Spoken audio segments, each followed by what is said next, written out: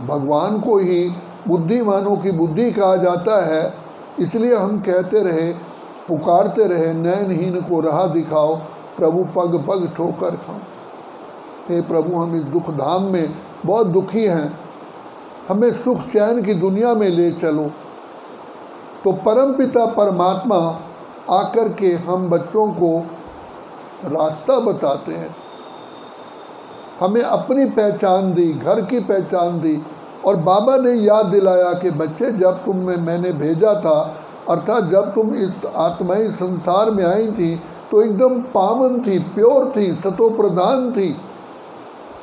ये मंदिरों में जो पूजा हो रही है ये तुम्हारी ही मूर्तियां हैं, तुम ही अपने जन्मों को भूल चुके हो।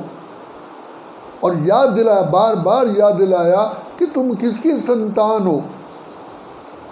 जैसे शेर का बच्चा शेर होता है, बच्चे तुम परमात्मा की संतान हो। तो परमात्मा की संतान होने के नाते से तुम आत्माएं सर्व सर्व सर्वश्रेष्ठ श्रेष्ठ थी।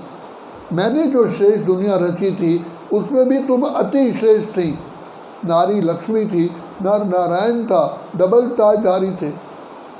बाबा की बातें सुन करके हमें निश्चय हुआ, रियलाइजेशन हुई, अनुभव हुआ कि सचमुच मैं आत्मा हूँ, ये शरीर तो मेरा वस्त्र है, मैं आत्मा अजर अमर अविनाशी हूँ। हम अपने घर को भूल चुके थे तो बाबा ने याद दिलाया कि बच्चे, तुम्हारा निवास स्थान ब्रह्मलोक है। तुम मेरे लिए क्या आरती में कहते हो, पार ब्रह्म परमेश्वर तुम सबके स्वामी। तो तुम भी ब्रह्मलोक से पार के रहने वाले हो, इस सृष्टि पर खेल खेलने आए। तो जब तुम खेल खेलने आए थे, सतो प्रधान थे, सर्वगुण संपन्न, 16 कलश संपूर्ण थे। तो जैसे ही तुम आत्माओं ने अपने को देह समझा तो ये विकारों का तुम्हारे अंदर आगमन हो गया। जैसे दिया बुझता है तो अंधकार छा जाता है, तो कीड़े मकोड़े ये सारे प्रकट हो जाते हैं। ऐसे ही तुम्हारे अंदर ये 5 विकार प्रवेश हुए और 5 विकारों ने ही, इन चोरों ने ही तुम्हारा सब कुछ लूट लिया। तो इस बात का हम लोगों ने अनुभव किया और खुशी में आए कि बाबा आपने हमें रास्ता बता दिया। हमारा सबसे बड़ा दुश्मन ये 5 विकार हैं और दुनिया में कोई हमारा दुश्मन है ही नहीं।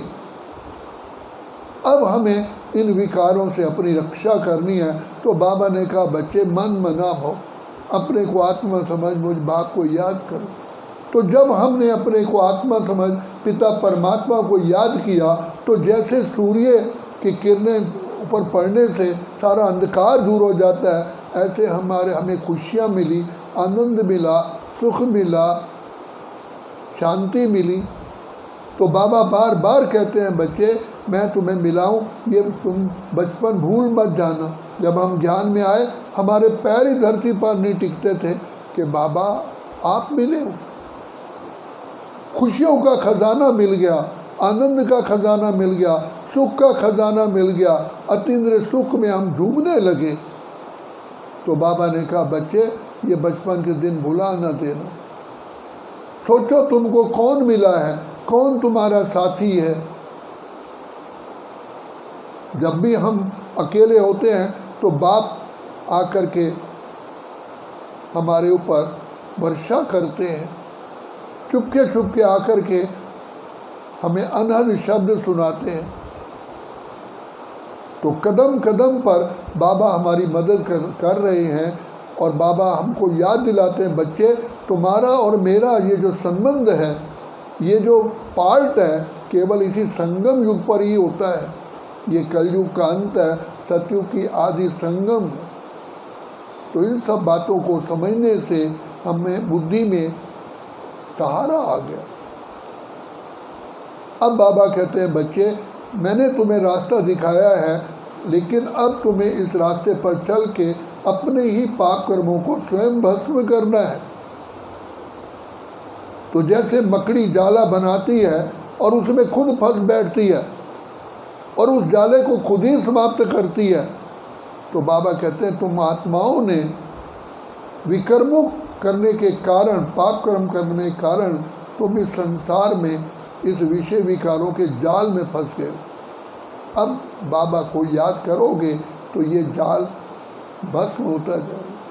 तो बाबा ने कितना हमें सहज मार्ग बताया, सारे सृष्टि चक्र का हमें ज्ञान दे दिया है। कहाँ तुम सूर्यवंशी थे, चंद्रवंशी, वैश्यवंशी, सूर्यवंशी, अब तुम ब्राह्मण बने हो, तुम पिता परमात्मा की संतान हो, त्रिनेत्री हो, त्रिकालदर्शी हो। तो ये खुशियों का बाबा ने हमको खजाना दे दिया। तो बाबा कहते हैं बच्चे सिमर सिमर सुख पाओ। अब बाबा की याद में रहोगे तो तुम सदा उड़ते रहोगे और दूसरों को भी उड़ाते रहोगे। माया ने तुम्हारे जो पंख हैं हमारे पवित्रता के और शक्तियों के, वो पंख माया ने तोड़ डाले हैं। तो बाबा की याद से ही फिर ये पंख दोबारा हमें मिलते हैं। तो ज्ञान और योग दो हमें बाबा ने चप्पू दिए हैं। जैसे नाव के दो चप्पू होते हैं, उनसे नाव आगे बढ़ती है। तो ये ज्ञान और योग हमें बाबा ने दिया है, जिससे पवित्रता के, सुख, शांति, खुशियों के हमें वरदानों से झोली भर जाती है। तो यही समय है, क्योंकि परमात्मा सृष्टि में एक ही बार आते हैं वरदानों से झोली भरने। अगर अब भी नहीं तो फिर कभी भी नहीं। तो इसलिए बाबा कहते हैं बच्चे तुम पद्मा पदम सौभाग्यशाली हो, जो तुम परमात्मा की गोद के बच्चे बने हो। सोचो तुम कौन हो, किसके बच्चे हो, तुम्हें कौन मिला है, कौन तुम्हारा साथी है। तो इन सब बातों को जब हम बुद्धि में धारण करते हैं तो हमारी उमंग, उत्साह, खुशियाँ भरी रहती हैं। जब ज्ञान का खजाना हम भूल जाते हैं तो फिर उदास हो जाते हैं। उदास होना माना माया के दास बनना, माया हम पर हावी हो जाती है। तो बाबा कहते हैं बच्चे सावधान रहो, सदा बाबा की छत्र छाया में रहो। बाबा की याद ही तुम्हारा कवच है, तो कहीं भी माया तुम्हें वार नहीं कर सकती। अच्छा, ओम शांति।